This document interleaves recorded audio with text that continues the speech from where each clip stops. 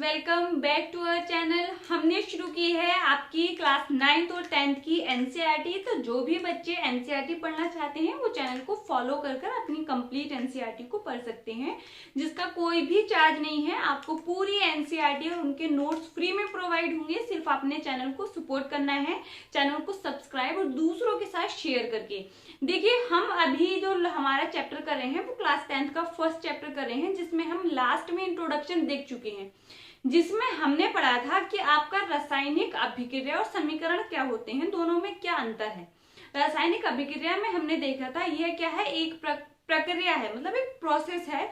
लेकिन रासायनिक समीकरण वो होती है जब हम उसको लिखकर बताते हैं, अभिक्रिया को दर्शाते हैं, तो वो क्या है, आपकी रासायनिक अभिक्रिया है। रासायनिक अभिक्रिया कब कब होती है, उसके लिए हम तीन एक्टिविटीज को भी देखा था, क्रियाकलापों को पढ़ा था, कैसे आप आइडेंटिफाई कर सकते हैं, पहचान सकते हैं कि आपकी रासायनिक अभिक्रियाएं हुई थी, उन गुणों को भी देखा था, जिसमें आपका अवस्था में परिवर्तन, आपका रंग में परिवर्तन, गैस का उत्सर्जन और आपका क्या था, तापमान में परिवर्तन होने पर आप कह सकते हैं कि रासायनिक अभिक्रिया हुई है। अब जो भी रासायनिक अभिक्रिया हुई है, जैसे हमने फर्स्ट एक्टिविटी जो आपका पहला क्रियाकलाप था उसमें हमने देखा था कि जब मैग्नीशियम रिबन को जलाया जाता है तब क्या होता है कि आपको पाउडर मिलता है, एक चूर्ण मिलता है और क्या मिलता है, आपको धुआं जैसा, श्वेत जो धुआं जैसा दिखाई पड़ता है। तो वो जो पाउडर है, वो जो चूर्ण है, ये क्यों बन पाया, क्योंकि मैग्नीशियम की किसके साथ क्रिया हुई थी, ऑक्सीजन के साथ। क्योंकि मैंने आपको बताया ऑक्सीजन के बिना जलना किसी भी चीज का पॉसिबल नहीं है, ऑक्सीजन के बिना कोई भी चीज जल नहीं सकती है। तो आज हम देखेंगे रासायनिक समीकरण। देखिए, छोटे छोटे, अगर आप क्लास 10th में हैं तो बहुत छोटी छोटी चीजें आपको एक्सप्लेन करनी पड़ती हैं, क्योंकि आपको वहां पर रिटन एग्जाम देना है, अपने बहुत अच्छे से पढ़ना है, चीजों को नोट करना है। और जो भी कंपटीशन की प्रिपरेशन कर रहे हैं उनके लिए समझना जरूरी है। पीडीएफ के लिए आप टेलीग्राम चैनल को फॉलो कीजिए, लेकिन पीडीएफ सिर्फ चैनल के सब्सक्राइबर के लिए ही है। तो आप जो भी बाद में ज्वाइन करेंगे, जिनको पहले की पीडीएफ चाहिए होंगी, तो आप मुझे को जो व्हाट्सएप नंबर आपको चैनल पर प्रोवाइड है उसके थ्रू कांटेक्ट कर सकते हैं। व्हाट्सएप पर आपको पीडीएफ मिल जाएंगी। आज हम पढ़ेंगे रासायनिक समीकरण। रासायनिक अभिक्रियाएं हम देख चुके हैं, वह प्रक्रिया है। लेकिन जब हम रासायनिक अभिक्रियाओं को लिखकर बताते हैं, जैसे अभी हम शब्दों का इस्तेमाल कर रहे हैं, हम किसका इस्तेमाल कर रहे हैं, शब्दों का इस्तेमाल कर रहे हैं। एक इंपॉर्टेंट चीज और बताती हूँ मैं आपको। आप 9th और 10th के स्टूडेंट हैं तो आप आवर्त सारणी आपको पढ़नी है, आगे हम पढ़ेंगे, बहुत अच्छे से पढ़ेंगे। लेकिन आपको उसका फिर भी जनरल जो पता होना चाहिए, जैसे उनके प्रतीक पता होने चाहिए। 1 से 30 तक तो आपको लर्न होनी चाहिए। जैसे हम याद करते हैं hydrogen, helium, lithium, beryllium, boron, carbon, nitrogen, oxygen, इस तरीके से आपने फ्लोरीन, नियोन, सोडियम, मैग्नीशियम, आपका इस तरीके से एल्यूमिनियम, सिलिकॉन, सारे मतलब सीक्वेंस है, जो मैं बोल रही हूँ वो सीक्वेंस है। तो सीक्वेंस से आपने जिंक तक 30 तक आपको प्रतीक तो पता ही होने चाहिए, परमाणु क्रमांक याद कर लेना, ठीक है। अभी हम शब्दावली के रूप में देख रहे हैं, शब्दों में देख रहे हैं। फर्स्ट ही हमने जो क्रियाकलाप किया था उसको ही देखते हैं। उसमें क्या होता, मैग्नीशियम की क्रिया हुई थी आपके ऑक्सीजन के साथ, और बना क्या था, उत्पाद बना था मैग्नीशियम ऑक्साइड। अब यहाँ पर समझेंगे। देखिए, मैंने आपको बताया था जो ये है, आप ये तीर का एक निशान देख रहे हैं, इसके बाईं तरफ जो भी प्रेजेंट है, इसके बाईं तरफ उपस्थित सारे पदार्थ किस में गिने जाएंगे, आपके प्लस के साथ हो या ऐसे ही हो, वो है आपके अभिकारक। लेकिन जो ये दर्शा रहा है यहाँ की अभिक्रिया हो गई है, तो यहाँ पर जो बनेगा बाद में वो उत्पाद बनते हैं। अब उत्पाद एक भी हो सकता है, एक से ज्यादा होंगे, तो यहाँ पर भी आपको योग का निशान दिख जाएगा, प्लस का निशान दिख जाएगा। वही रूल लिखा है, मैं साइड हो जाती हूँ, आप स्क्रीनशॉट इसका पहले ले लें, हम फिर देखते हैं इसको, ठीक है। देखिए, लिखा है यहाँ पर, अभिक्रिया में मैग्नीशियम तथा ऑक्सीजन ऐसे पदार्थ हैं जिनमें रासायनिक परिवर्तन होता है, इन्हें अभिकारक कहते हैं। ध्यान रखना है, इस तीर के बाईं तरफ जो है वो आपके अभिकारक है। तो यहाँ पर आपको क्या दिखाई दे रहा है, मैग्नीशियम और ऑक्सीजन दिखाई दे रहा है, जो अभिक्रिया में भाग ले रहे हैं। इसी में क्या है, आपका परिवर्तन आने हैं, इसमें परिवर्तन आने के बाद नया पदार्थ बनेगा, जो तीर के इस तरफ आपको दिखाई देगा, ठीक है। इस अभिक्रिया से एक नए पदार्थ मैग्नीशियम ऑक्साइड का निर्माण होता है, इसे उत्पाद कहते हैं। बहुत इंपॉर्टेंट है, दोनों आपके लिए परिभाषाएं अभिकारक और उत्पाद की। जो पदार्थ अभिक्रिया में भाग लेते हैं वो क्या होते हैं, सिंपल ऐसे भी समझ सकते हैं, जो अभिक्रिया में भाग लेते हैं, जो अभिक्रिया को करवाएंगे वो क्या है, आपका अभिकारक है। जो अभिक्रिया के फलस्वरूप जो बनता है वो आपका उत्पाद है। बाकी लैंग्वेज आप इसको भी ध्यान रखिए। अभिक्रिया में मैग्नीशियम तथा ऑक्सीजन ऐसे पदार्थ हैं जिनमें रासायनिक परिवर्तन होता है, इन्हें अभिकारक कहते हैं। इस अभिक्रिया से एक नए पदार्थ मैग्नीशियम ऑक्साइड का निर्माण होता है, इसको उत्पाद कहते हैं। अब दूसरी चीज समझेंगे, शब्द समीकरण में अभिकारकों में परिवर्तन को उनके मध्य एक तीर का निशान लगाकर दर्शाया जाता है। ये हमने शब्द समीकरण लिखी है, अभी हमने यहाँ पर मैग्नीशियम के प्रतीक को यूज नहीं किया है, हमने सूत्र समीकरण नहीं लिखी है। ये शब्द समीकरण है कि हमने सीधे देखा मैग्नीशियम लिखा और उसके ऑक्सीजन के साथ क्रिया हुई, क्या बन गया आपका मैग्नीशियम ऑक्साइड। अब इसमें समझिए इस परिवर्तन को कैसे दर्शाया आपने, उनके बीच एक तीर का निशान लगाकर, ये रहा तीर का निशान लगाकर दर्शाया जाता है किसी भी अभिक्रिया को। ये रासायनिक अभिक्रिया लिखने का, अगर आपको लिखना नहीं आती है, आप 9th 10th के न्यू बच्चे हैं तो ये उनके लिए रूल है, ये लिखने का तरीका है, इसी तरीके से आप लिखते हैं। तीर से आप परिवर्तन को दर्शाते हैं। इधर जो पदार्थ है आपके बाईं ओर जो है वो, बाईं ओर जो है वो है आपके अभिकारक, और जो दाईं ओर है तीर के वो है आपके उत्पाद। अभिकारकों के बीच योग का चिन्ह लगाकर उन्हें बाईं ओर लिखा जाता है, इसी प्रकार उत्पादों के बीच भी योग का चिन्ह लगाकर उन्हें दाईं ओर लिखा जाता है। यहाँ पर समझिए, यहाँ पर आपको दो पदार्थ दिखाई दे रहे हैं, मैग्नीशियम और ऑक्सीजन। मतलब जो अभिकारक हैं वो एक से ज्यादा हैं। हो सकता है कोई अभिक्रियाएं आपको ऐसी मिले जहां पर 2 या 2, 3 और भी ज्यादा हो, सभी को आप उनके बीच में क्या है प्लस का निशान लगाकर, योग का निशान लगाकर दर्शाएंगे, और लिखे कहाँ जाएंगे, वो आपके बाईं तरफ लिखे जाएंगे। अभिक्रिया के तीर के निशान के बाईं तरफ जो लिखे जाएंगे वो सारे अभिकारक हैं। एक से ज्यादा है तो आप उसमें प्लस का निशान लगा सकते हैं, उसी प्रकार योग का निशान लगाएंगे। उसी प्रकार तीर के बाईं तरफ आपका क्या है, तीर के बाईं तरफ आपके उत्पाद उपस्थित है। यहाँ पर तो हमें एक ही उत्पाद दिखाई दे रहा है, मैग्नीशियम ऑक्साइड, ये अलग अलग नहीं है, एक ही उत्पाद बना। लेकिन अगर यहाँ पर कुछ और भी बन रहा होता तब हम यहाँ पर प्लस का निशान लगाकर, योग का निशान लगाकर उसको दर्शा देते, यही लिखा हुआ है। तीर का सिरा उत्पाद की ओर होता है तथा यह अभिक्रिया होने की दिशा को दर्शाता है। जो ये तीर का सिरा है, आप इस तरीके से इसको ऑपोजिट नहीं लिख सकते इस तरफ। क्यों? क्योंकि यह क्या कर रहा है, उस तरफ बता रहा है कि इस तरफ आपकी अभिक्रिया हुई है, क्रिया का प्रोसेस ये है। आप देखते हैं ना रोड वगैरह पे आपको कोई रास्ते बताने के लिए लगे होते हैं तो उनका साइड किस तरफ होता है, तीर का निशान जहां पर आपको जाना होता है, जो वे है उसको बताने के लिए होता है। तो यही यहाँ पर भी वही है, ठीक है। तो ये चीज सबको समझ आई, बहुत ही बेसिक चीज थी और आपको समझ आनी चाहिए। अब हम देखते हैं रासायनिक समीकरण भाई लिखते कैसे हैं। ये हमने शब्द में देखा, आप ऐसे लिख सकते हैं उसको, लेकिन ये और भी अच्छे से हम लिख सकते हैं अगर मैग्नीशियम ऑक्सीजन और मैग्नीशियम ऑक्साइड का हमें क्या पता होगा, सूत्र पता होगा। देखिए सूत्र बनाना किस तरीके से बनाए जाते हैं, किस तरीके से लिखते हैं। सबसे पहली चीज तो आपको प्रतीक पता होने चाहिए। आपको प्रतीक पता होंगे तो आप अच्छे से चीजों को देख सकते हैं। देखिए चैनल न्यू है, सिर्फ और सिर्फ जनरल साइंस की प्रिपरेशन के लिए है, तो और 9th 10th की एनसीईआरटी जो 9th 10th वाले बच्चे हैं उनके लिए कराया जा रहा है। तो आपने सपोर्ट करना है अपने छोटे भाई बहनों के साथ शेयर करके, जो भी 9th और 10th में प्रिपरेशन कर रहे हैं। आपके एग्जाम से पहले आपको कंप्लीट सिलेबस करा के दिया जाएगा, वो भी हिंदी में, फिजिक्स केमिस्ट्री बायो तीनों। तो ज्यादा से ज्यादा सपोर्ट करेंगे, चैनल को सब्सक्राइब करना नहीं भूलेंगे। रासायनिक समीकरण लिखना, देखिए शब्दों की जगह रासायनिक सूत्र का उपयोग करके रासायनिक समीकरणों को अधिक संक्षिप्त तथा उपयोगी बनाया जा सकता है। आप इस लाइन को लिख लेंगे। देखिए अब हम आगे बढ़ते हैं। किस रासायनिक समीकरण किसी रासायनिक अभिक्रिया को दर्शाता है, हमें पता है। अब आगे बढ़ते हैं, जैसे कि यहाँ पर लिखा है आपका मैग्नीशियम, तो हम मैग्नीशियम का अगर प्रतीक देखें तो वो क्या है, Mg है।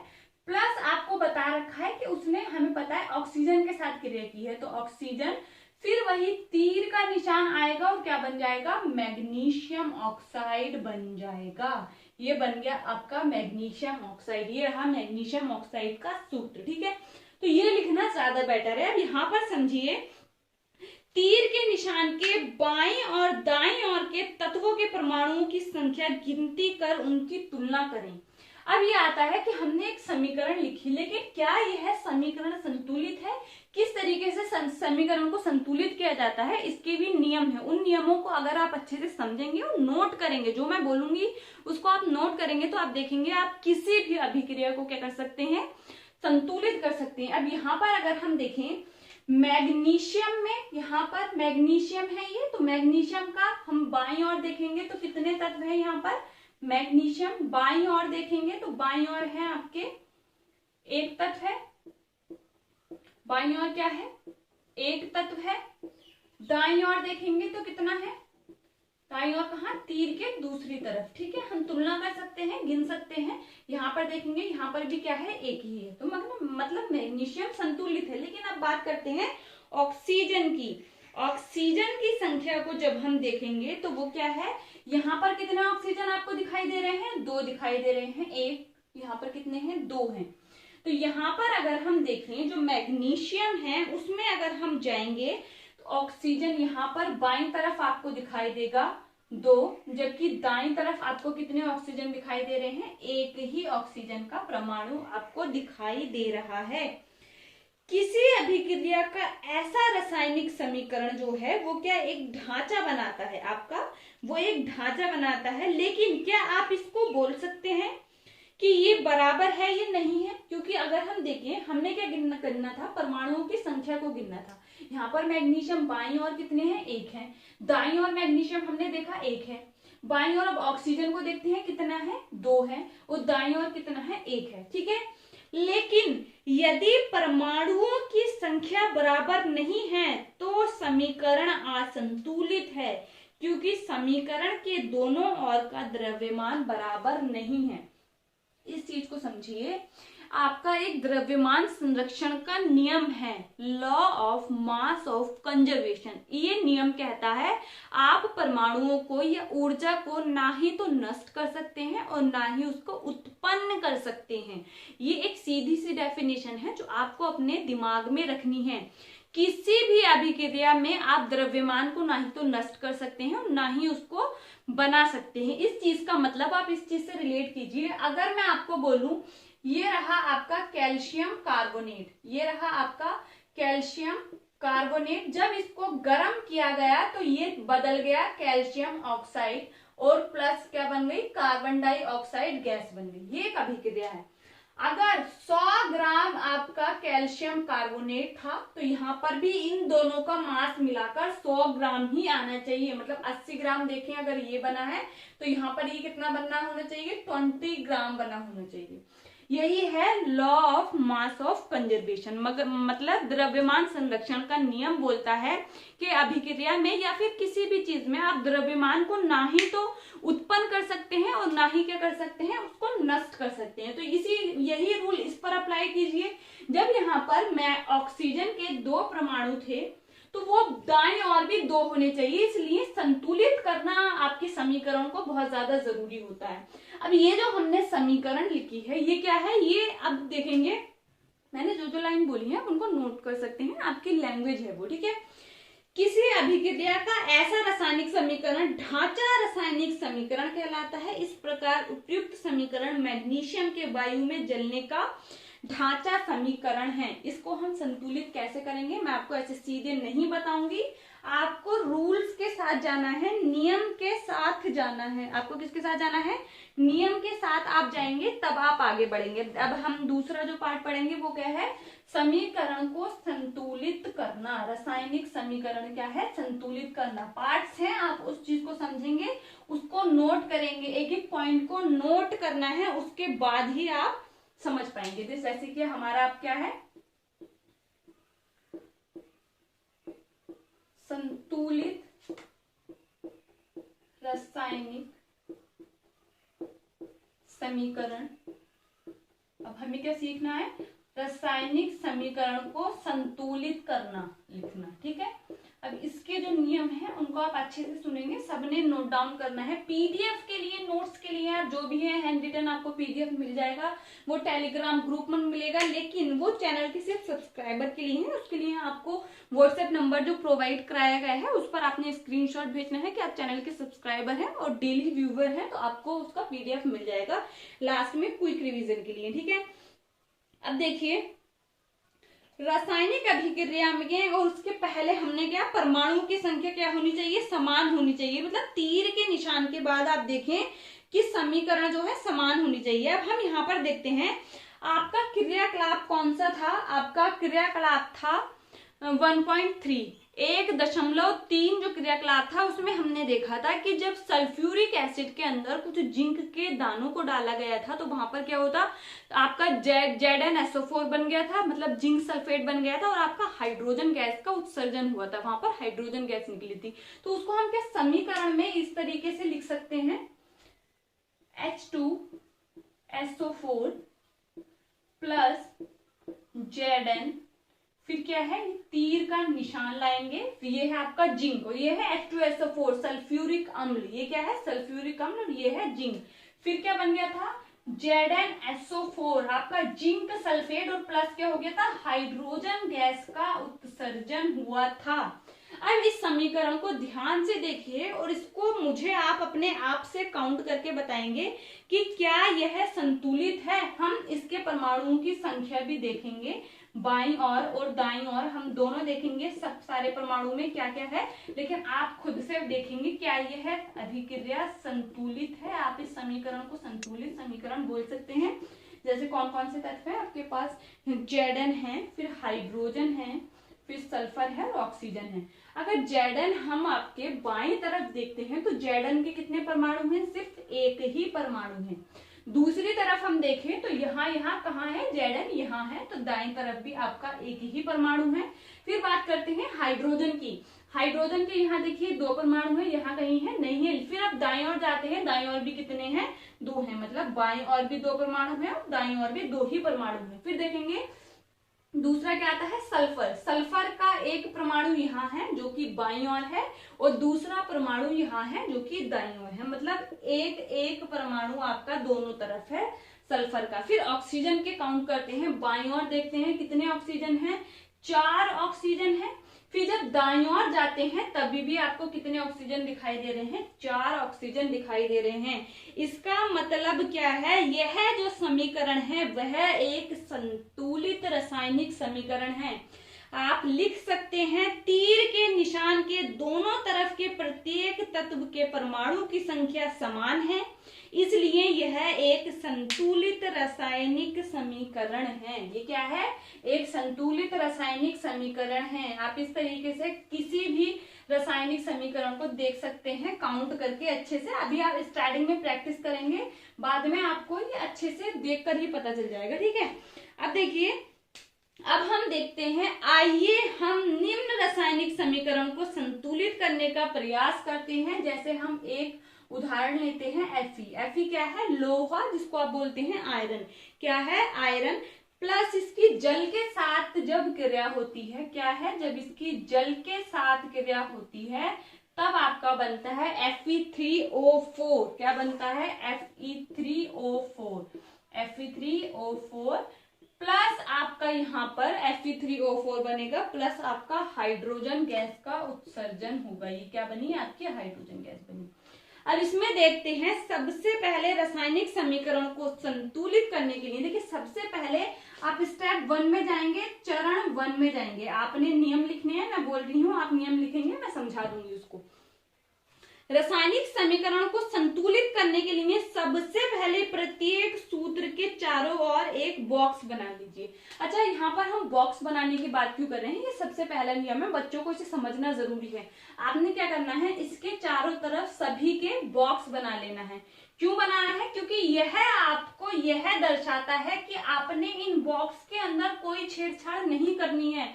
बॉक्स के अंदर आप परमाणुओं का चेंज नहीं कर सकते, आपने जो भी करना है यहाँ पर करना है, इसके बाहर करना है। आप आगे लिख सकते हैं, जैसे अब इस बॉक्स के अंदर अब कहीं यहाँ पर आपको आयरन 3 दिखे तो आप यहाँ पर लिख दें Fe3, तो ऐसा नहीं होगा। यहाँ पर आपने कुछ भी बॉक्स के अंदर छेड़छाड़ नहीं करनी है। यहाँ पर आपका ऑक्सीजन 4 दिख रहा है तो आप कर दें यहाँ पर H2O4 हो गया। नहीं ये सूत्र ही चेंज हो जाएगा, ये कुछ ऐसा होता नहीं है। और H2O2 करेंगे तो आप दूसरा ही सूत्र ही चेंज हो जाएगा, जो कि गलत है। तो सबसे पहला जो पॉइंट आपने लिखना है और करना है वो है रासायनिक समीकरण को संतुलित करने के लिए सबसे पहले प्रत्येक सूत्र के चारों ओर एक बॉक्स बना लीजिए। फिर देखिए समीकरण को संतुलित करते समय बॉक्स के अंदर कुछ भी परिवर्तन नहीं करना है।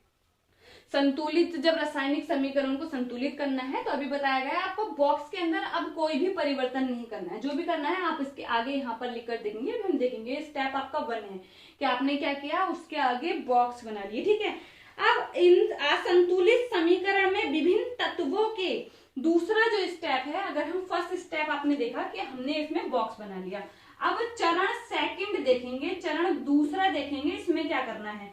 अब जो आपने बॉक्स बनाए हैं असंतुलित समीकरण में विभिन्न तत्वों के परमाणुओं की संख्या की सूची बना लीजिए। अब देखते हैं यहाँ पर सूची बनाते हैं। अगर हम बाईं ओर देखें और दाईं ओर तो सूची बनाकर हम लिखते हैं। यहाँ लिखेंगे बाईं ओर और दाईं ओर कितने कितने परमाणु हैं, कितना कितना आप देख सकते हैं। आयरन के अगर आप देखेंगे, आयरन के बाईं ओर आप देख सकते हैं कितने परमाणु हैं, सिर्फ एक ही परमाणु है। और दाईं ओर कितने हैं, आपको 3 दिखाई दे रहे हैं, 3 परमाणु।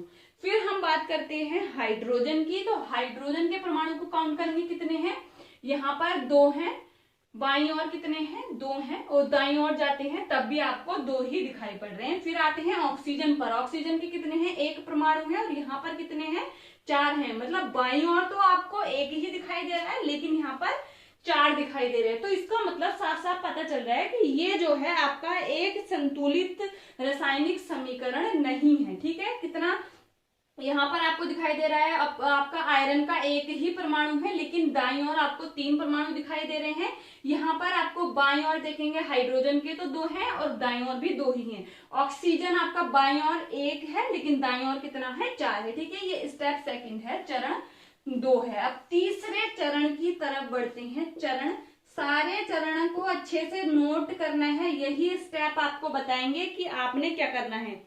सुविधा के लिए सबसे अधिक परमाणुओं वाले यौगिक को पहले संतुलित कीजिए, चाहे वह अभिकारक हो या उत्पाद हो। अब यहाँ पर समझिए, आप देखेंगे आपने क्या करना है, सबसे पहले सुविधा के लिए सबसे पहले अधिक परमाणु वाले यौगिक को सबसे पहले संतुलित करें, चाहे वो आपका अभिकारक हो या उत्पाद हो।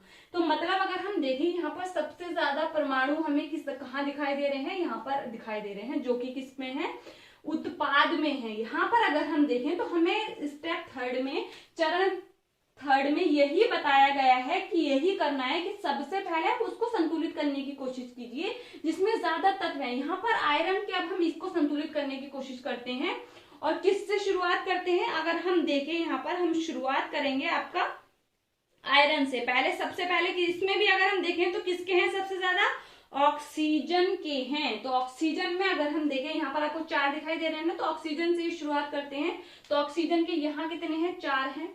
बाईं ओर कितने हैं, या बाईं ओर लिख सकते हैं या आप अभिकारक में लिख सकते हैं, आपको आपके एनसीईआरटी में भी दे रखा है, या दाईं ओर लिख सकते हैं उत्पाद में, ठीक है।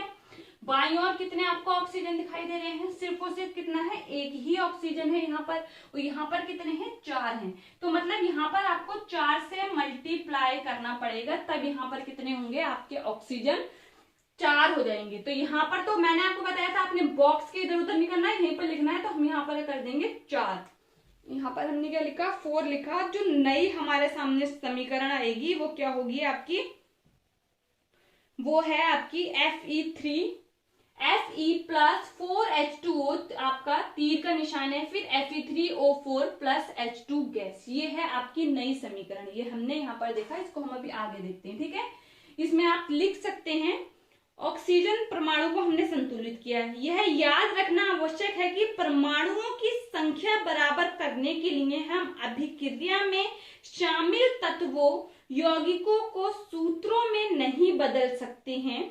जैसा कि ऑक्सीजन परमाणु को संतुलित करने के लिए हम गुणांक लगाकर लिख सकते हैं, लेकिन H2O4 नहीं। वही नियम दिखाना है, जैसे हम यहाँ पर ये तो लिख सकते हैं 4H2O, लेकिन हम ऐसा तो नहीं लिख सकते ना H2O4 ऐसा नहीं लिख सकते। हमें आगे लिखना है, हम मल्टीप्लाई कर सकते हैं, मतलब गुणांक लगाकर लिख सकते हैं, लेकिन हम इस तरीके से नहीं लिख सकते। तो यही है आपका स्टेप थर्ड में आपने देखा। तो अब जो संतुलित अभिक्रिया हुई, जो कि संतुलित नहीं बोलेंगे, आंशिक रूप से संतुलित अभिक्रिया बोलेंगे, वो आपके सामने क्या आएगी, वो आएगी Fe प्लस हमने 4 का मल्टीप्लाई किया H2O में, क्योंकि ऑक्सीजन के यहाँ 4 करने थे। फिर आता है आपका Fe3O4 प्लस हाइड्रोजन गैस। अब हम देखेंगे ये आंशिक रूप से एक संतुलित अभिक्रिया है। यहाँ पर भी ऑक्सीजन आपको बराबर दिखाई दे रहा है, अब यहाँ पर भी ऑक्सीजन आपको बराबर दिखाई दे रहा है, लेकिन यहाँ पर आप देखेंगे अब हाइड्रोजन डिसबैलेंस हो गया। जबकि पहले हमें हाइड्रोजन क्या दिखाई दे रहा था, बराबर दिखाई दे रहा था, लेकिन अब यहाँ पर हम देखेंगे 2 4 8, यहाँ पर आपका 8 ऑक्सीजन के परमाणु हो गए और यहाँ पर कितने हैं, ऑक्सीजन के परमाणु 2 हैं।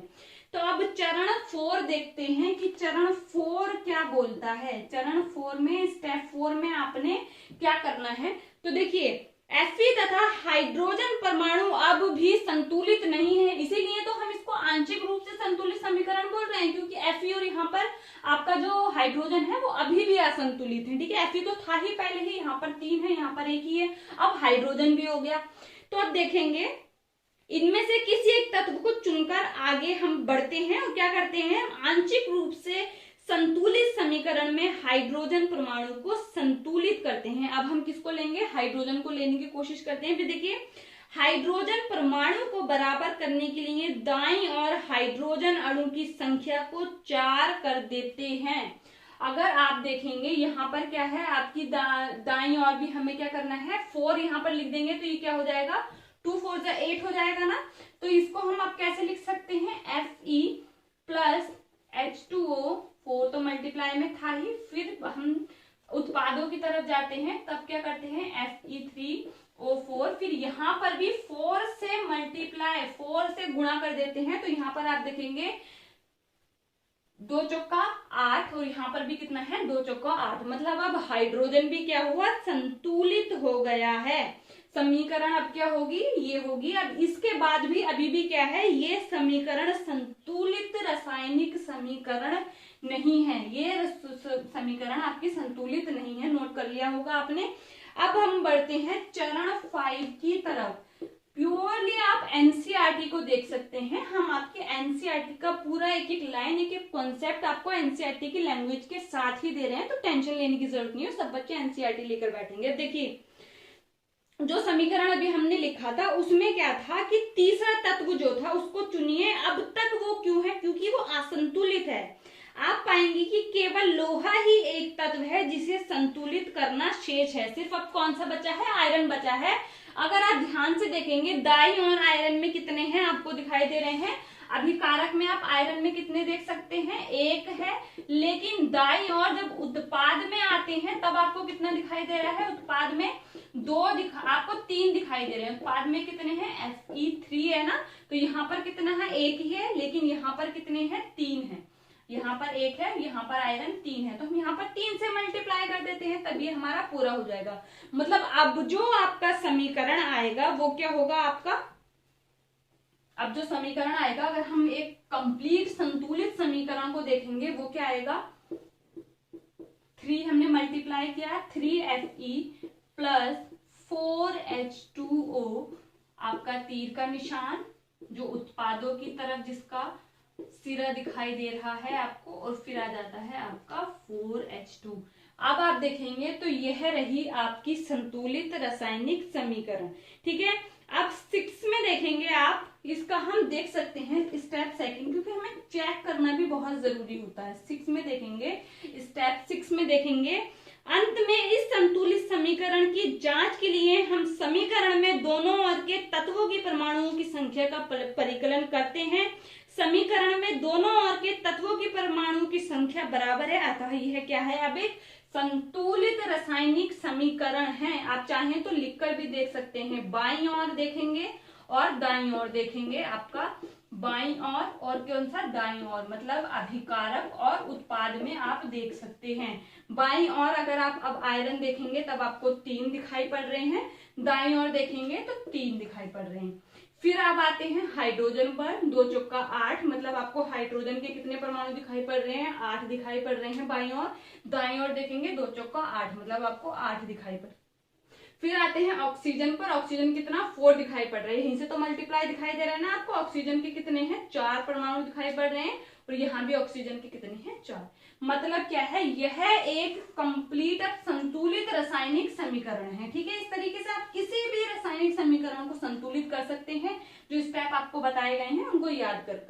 पीडीएफ के लिए चैनल को सब्सक्राइब करें। अब देखिए स्टेप आपका जो चरण 7 आता है उसमें क्या है, चरण 7 में क्या करते हैं, इनकी आप देख सकते हैं ये जो हमने समीकरण लिखी, जिसमें मैं अभी रासायनिक समीकरण लिखती हूँ जो कि संतुलित हो, और क्या है 4H2O आपका change into Fe3O4 plus 4H2, ये है आपकी संतुलित रासायनिक समीकरण। लेकिन इसमें क्या करते हैं, जो आपके यौगिक हैं, जो आपके यौगिक या जो आपके तत्व हैं, उनकी भौतिक अवस्था को भी दर्शाया जाता है। भौतिक अवस्था को दर्शाने के लिए कुछ चिन्हों का यूज करते हैं, कुछ सिंबल का यूज करते हैं, प्रतीकों का यूज करते हैं।